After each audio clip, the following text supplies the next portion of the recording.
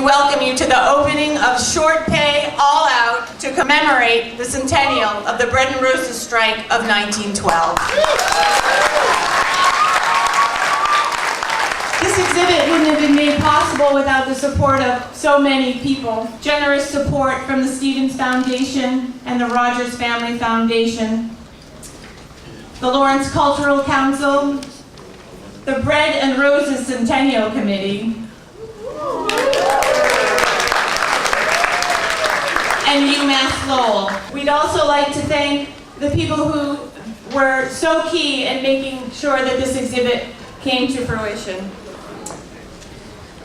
I'd like to thank my predecessor, Barbara Brown, for getting the ball rolling, the content team, led by Professor Bob Ferrant from UMass Lowell, Ethan Snow, who is a graduate student at UMass Lowell, Emily Levine. Emily was key in developing the text for the exhibit. She's a student at Tufts University and works at the Lowell National. I'd also like to thank the Essex Art Center, who has been with us the whole way, giving their ideas, giving their support, volunteering equipment and ideas, and artists.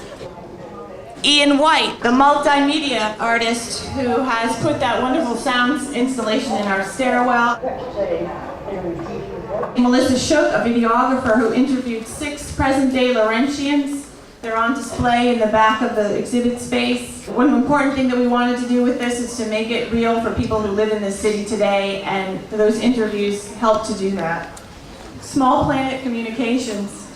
Many of you know they've created this wonderful curriculum piece, a 48-page piece called The Great Strike, Lawrence, Massachusetts. Some of us are here because we have an interest in labor history and the impact that this strike has had. Many of you are interested in women's struggles and the role that women played in this strike. I'd like to direct your attention to the murals that are on this wall and this wall. 25 students worked on these over the last few months under the care and guidance of Eric Alshouse, a teacher. I emailed with Eric after this first mural was hung, and we stood before it in awe of how wonderful it is, how important it is to this exhibit and to the city, and how the students were able to give their voice to what it's like to be a resident here, what it's like to attend school here, and how they reflected on the events of 100 years ago. And Eric responded, "The compliments are really nice, but I'm just doing my job."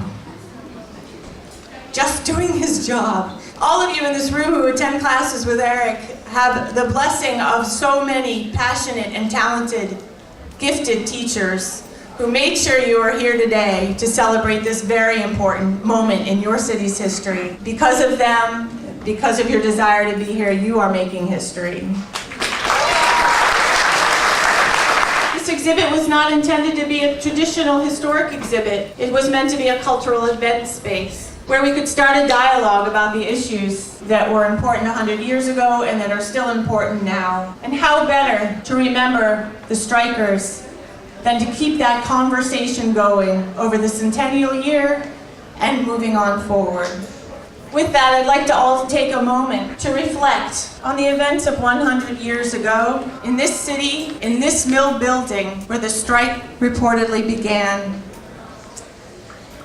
As we look out onto the city, this beautiful city,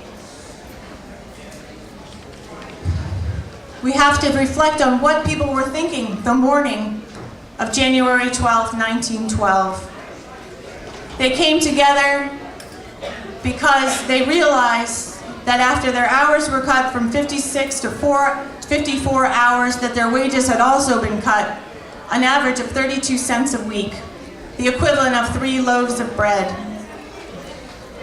They stepped out on the streets on that morning 100 years ago because they had to. Many of you stepped out on those streets to honor them and walk down to City Hall and walk back to be here with us today.